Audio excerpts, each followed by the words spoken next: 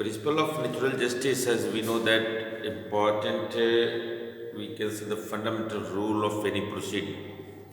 जैसा कि हम सभी ने देख लिया, कल के लेक्चर में मैंने आपको सभी को बताया कि प्रिंसिपल ऑफ नेचुरल जस्टिस किस हद तक महत्वपूर्ण है न्याय को सुलभ कराने हेतु।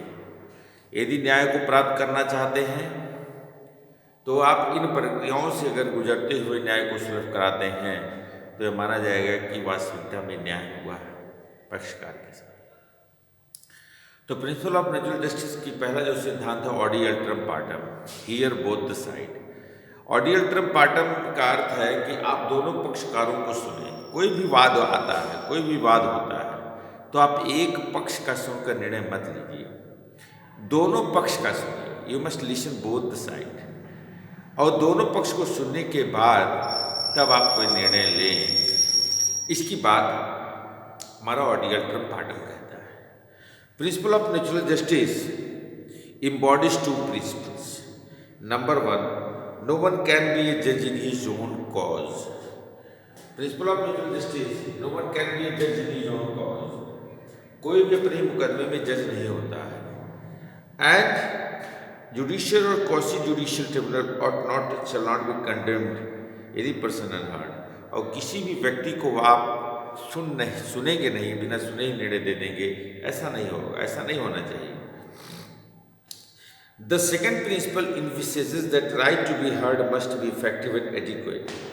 Right to be heard, right to be heard, right to be heard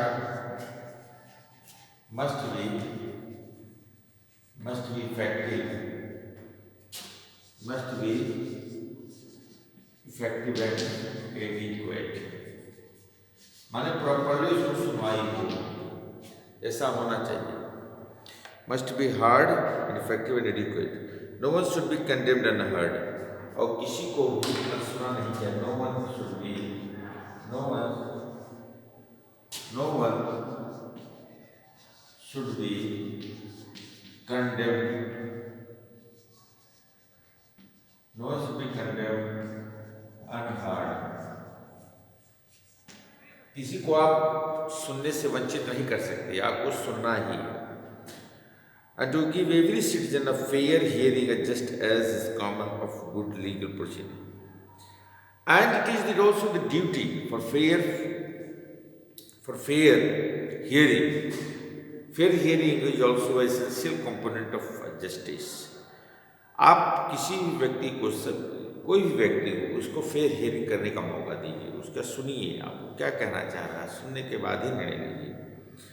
And come to good, it has a wide range of application in judicial, quasi-judicial and administrative decisions। And it has wide range of application in judicial, quasi-judicial and administrative actions। Means if any officer is going to take any decision, any order, to first follow those principles of natural justice, then after you should try to give the order or judgment or decision on any issue। And within that, you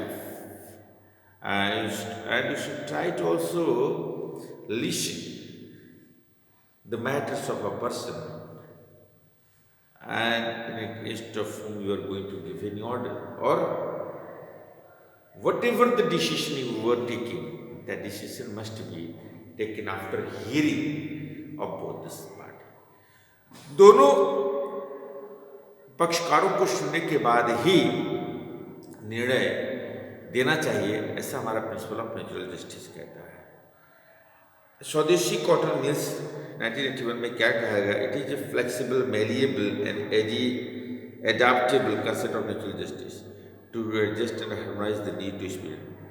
means कहने का अर्थ है, अगर आप सुनते हैं, यदि आप सुनने का मौका दे रहे हैं, दूसरे पक्षकार को सुन रहे हैं, तो आप उसके एविडेंस को भी देखेंगे, उसके तथ्य को भी देखेंगे, उसके दस्तावेजों को भी देखेंगे, वह किस हद तक क्या कहना चाह रहा है, उसको आप आराम से आभास लगा सकते हैं कि वो क्या करना चाह रहा है, सही है कि गलत है।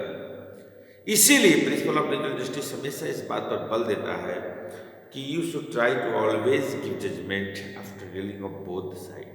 जब भी आप जजमेंट दें तो दोनों पक्षकारों को सुनने के बाद ही निर्णय दें। ऐसा ना हो कि एक पक्ष निर्णय आप कर, एक पक्ष का सुने आपने निर्णय दे दिया, गलत है, ये गलत माना जाएगा।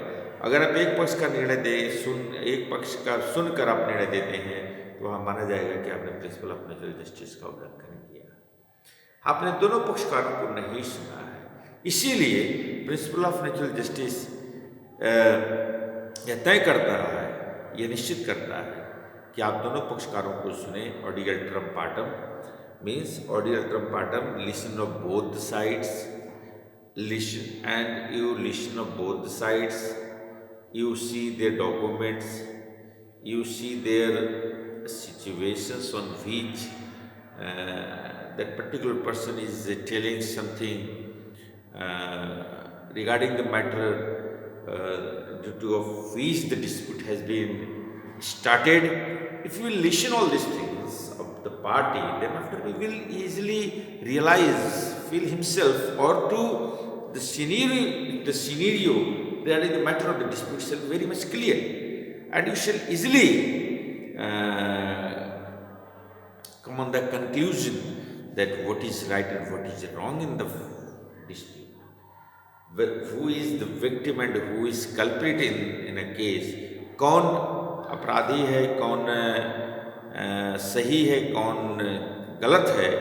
इस बात का बहुत कुछ क्लियर हो जाता है यदि दोनों पक्ष को आप सुनते हैं और हर एक पहलू को निगरानी से देखते हैं, ध्यान से सुनते हैं, ध्यान से देखते हैं, दस्तावेजों को देखते हैं, तो ढेर सारी समस्याओं का अपने आप निदान हो जाता है। इसीलिए प्रिंसिपल ऑफ लीगल जस्टिस की पहली थ्योरी है you must listen, and within the listen of both the party means notice is also important and hearing is also important. If you are going to take any decision, take any action against of anyone, to first give notice. Notice is essential and hearing is also very essential. में सूचना अवश्य देनी चाहिए, hearing अवश्य होनी चाहिए। तो ऑडियल ट्रम पार्टम, and there are lot of cases since from 1950 till date, more than thousands of cases we will see regarding the matter of audial trem partem. Thing is very clear, very simple, very crystal clear, that if you are going to take any decision, if you are taking any decision, if you are going to take any decision, if you are going to take any order, give any order, the first listen of both, you must consider each and every facts and circumstances of the case.